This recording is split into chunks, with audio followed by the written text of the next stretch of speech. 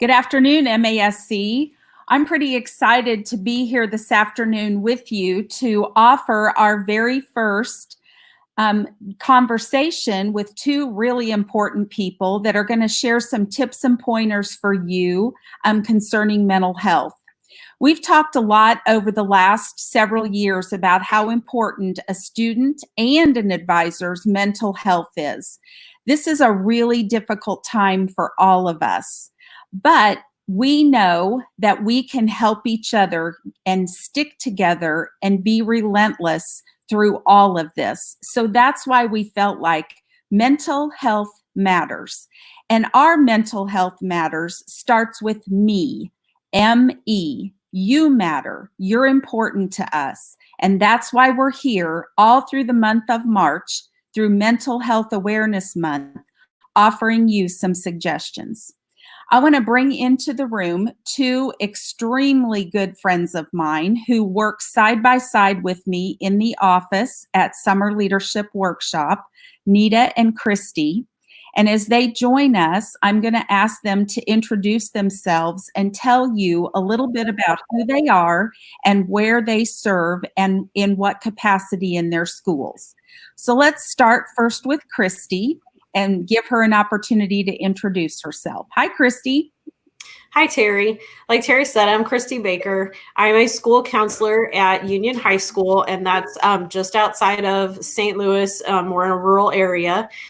I've been here for quite some time now. I was a math teacher for a long time, and then I've been a school counselor for 10 years, and I've been involved with student council for 20. So I've had a lot of experience working together, and like Terry said, been a very good friend and learned a lot along the way. Thank you. And then we have Nita. And Nita, if you want to tell people who you are and where you're at, please. Yes, ma'am. Hi, my name is Nita Dubois. And I'm a school counselor at Cape Central High School in Cape Girardeau, Missouri. I serve as a school counselor, and I've been a school counselor now for the past 11 years. Prior to that, I was a science teacher and math teacher for 15 years. Very good. Very good. Oh, they're both math teachers. They know that gives me crazy anxiety.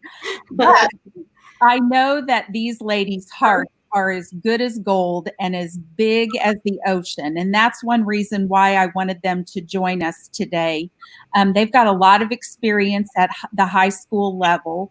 And I think the first question I want to pose to you is, how do you think things are going with kids right now? Do you think this is a time when students might be struggling or a little more anxious about being at home or even missing all the fun activities that are at school these days? I know we're concerned about our seniors, but every student is missing out on a lot. So could you speak to that, how you think students are doing right now? Nita, you want to go first?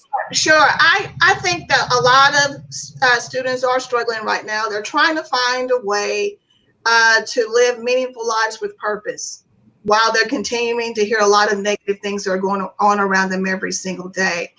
And what I've discovered is that the mind is a really powerful. It goes in one of two directions. It's either positive or negative. I don't think there's really is an in between. And so what happens is when the mind is negative, the body follows. And then we as human beings, we're trying to kind of follow the direction in which we feel. And that's what kids are doing. So I think that that's really the struggle. There's a really battle that's going on in their minds right now. Absolutely. I agree with you. I think for years, I've always talked to my own sons and my students about positive self-talk. And we all know how important that is to keep moving forward and to think about the positive things and to feel gratitude. Yes. That is a hard thing right now for students. Very difficult. Thank you. Christy, what do you think is going on with kids right now? I've found that a lot of concern comes from the fact that they're seeking advice from trusted adults, and our answers most of the time are, well, we're kind of unsure right now. And so since we can't give a solid answer, I think that makes them even more concerned that, well, if the people I go to for advice are telling me I don't know, it's kind of hard to really get a handle on that. And like Nita was saying, the positives and negatives, it's easy to get down whenever you're by yourself. And so you have to find ways to do that positive self-talk and get yourself out of that. But I think the biggest concern students are having is we finally get an answer to one of the problems, and then they think of another one because this is all new to everyone. Sure, sure. I think that's exactly right. You know, there's so many unknowns right now, and you know, in a good situation, we seem to have the answers, but right now there are so many things that we can't know or that we don't know, and that only not it gives kids anxiety. It gives us anxiety too. What's going to happen next? And so I think probably a good message to realize is that we're all feeling the same exact way. We're all concerned. Do you girls think that there's one topic that is rising to the top of the conversation for kids right now? Like, what are they talking about as far as their mental health is concerned, or about activities or school? What's the number one thing you think kids are most concerned about? For me, I mean, I think there are a lot of different things, but I think the priority is graduation and prom. Mm-hmm. You know, those two events are very important to students right now, and we are in the process of coming up with an alternate plan for graduation and for prom. And there are some uncertainties, you know, as Christy mentioned before. So students are really anxious about that. But I think we've got some alternative dates on the calendar, and we've just been communicating that to kids to reassure them that we do still have those events on the calendar.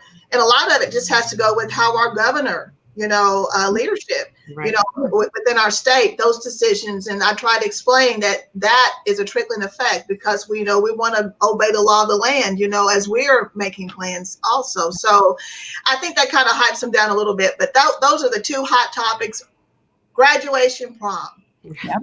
I would agree with that. That's and just locally for us, they just announced that our city pool won't be opening and Little League baseball's not happening and things like that. So it is starting to put that on the minds of the kids. Like, how long out is this going to happen? Are we going to go back to school in August? So, you know, the two urgent things are, though, prom and graduation. Yeah. Well, and like we were saying, there are so many unknowns that the things that are forefront in their mind seem to be the most important to them.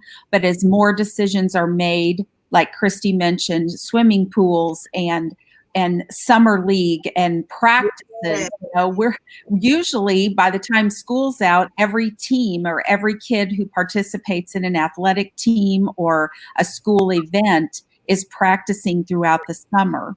Yeah. And it just makes it hard to be able to make plans. It does. And, you know, I think that that's probably the next thing that I'd like for you ladies to talk about is how do we maintain? How do we move forward? What are some suggestions that you can give kids to help them be positive or to realize that there is help out there? What are some good things that kids can do to help themselves right now? Well, one thing, and I'll just say this one thing that has helped me so much, is just to get up and move and choose to do something positive. Mm-hmm. Instead of sitting around thinking about, you know, negative things. I think the negative things that go through your mind, they can be very toxic. Mm-hmm. And it can be very discouraging, as you just said. So I've been walking my dog, and as I do that, my imagination, it stirs my imagination. I start thinking about even ideas, you know, for Stuco. Yeah. And I meet new people, you know, and make new friends. And so that's something that's really, really positive. And also what it does, it energizes me and motivates me to really do something nice for someone else.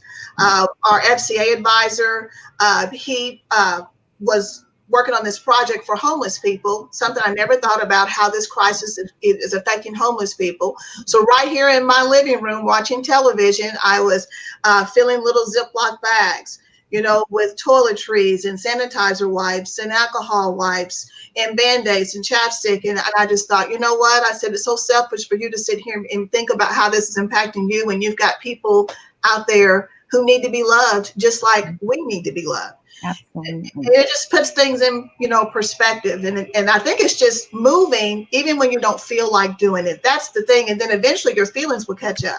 Right. That's really helped me a lot. Great. So. Christy, you want to jump in there? You've got a couple ideas too.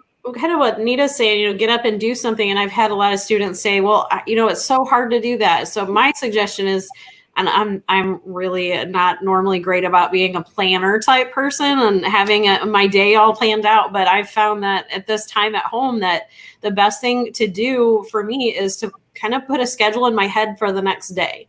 Okay, I'm going to get up by this time. And if I'm within a half hour of that, it doesn't hurt anything. I'm a little late, but I still got myself up and got moving. And then I use my Stuco ideas on myself, and I try to set a goal for the day. What's one thing I want to accomplish today? And even if it's something small, by returning so many emails or whatever, I can see that I accomplished something. And, for students, maybe it's like finish that assignment for English or science or whatever it is that has been hanging over your head. Just set something for yourself that you can do.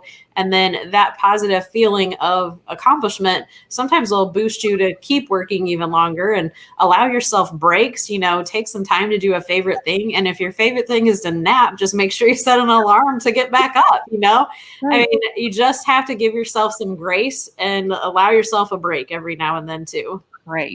Oh, that's awesome. Good suggestions, ladies. And just to kind of recap some things that you said, I think getting up and moving is extremely important. And you can do that by setting a schedule and setting a goal for yourself to be able to accomplish something during the day, or even more than one thing during the day that you want to see happen. I love the idea that we are suggesting SMART goals, like we preach that all the time in student council. So let's set a goal and then check it off the list, and then move to the next thing. It is easier to be creative when your mind is clear. And so when you're walking, that certainly brings all of that in. And I think that I love the fact that you brought in the idea of service, Nita, because we definitely can be doing things for other people, which in turn helps us feel better about ourselves too. Yes, it does, yeah. A handwritten note or an email to someone, that makes a ginormous difference. It certainly does. I think that I would want you to end, if you would, today with telling others, especially the kids, where can they reach out? Who should they be talking to if they're feeling overwhelmed or anxious and need to share? What would you tell kids? I would say the biggest thing is you have to tell someone, and a trusted adult, a trusted friend. Even if you're not sure if you're a person from school, a teacher from school would understand what you're saying, email, whatever you can do, you have to reach out to someone and make sure that you're talking, because when you get alone, you start that negative spiral, like what Nita was talking, your positive thoughts or your negative thoughts, and they lead you that direction. So just, there are a lot of hotlines, the 800-273-TALK is the big one that everybody knows. There's one in the St. Louis area called BHR. We have Franklin County Kids in our area that you can talk, chat, whatever you want to do, text, but reach out to someone that you can count on, that no matter what, just talk. Absolutely. And if all else fails, you can still call 911, call emergency. Right. That's a great alternative too, if you can't remember the 800 number. And I would just like to say that I love my role as a counselor, but I also love that I can say this for both of you, that we are MASC made, and so we come from the same cloth, whether the kids know it or not. We all come from the same cloth. And we want to know that your life matters, and we want you to be around. And so we want you to really consider some of the things that we've talked about and really take care of yourself so that you can be that light, to help somebody else, who's hurting or who may need to be loved. Absolutely. Thank you. That was beautifully said, Anita, because I do believe that, kids have trusted adults in their communities and in their schools, but all of us are there for our MASC kids too. And we want to be with you, and we want to see you at our next MASC event. And we know that you are struggling because we're struggling too. And you know, we're all in this together. I hate to keep saying that because it sounds so cliche. Good heavenly days, it's the truth. So, I appreciate Christy and Nita being with us today. I hope that we've given you something to think about and consider.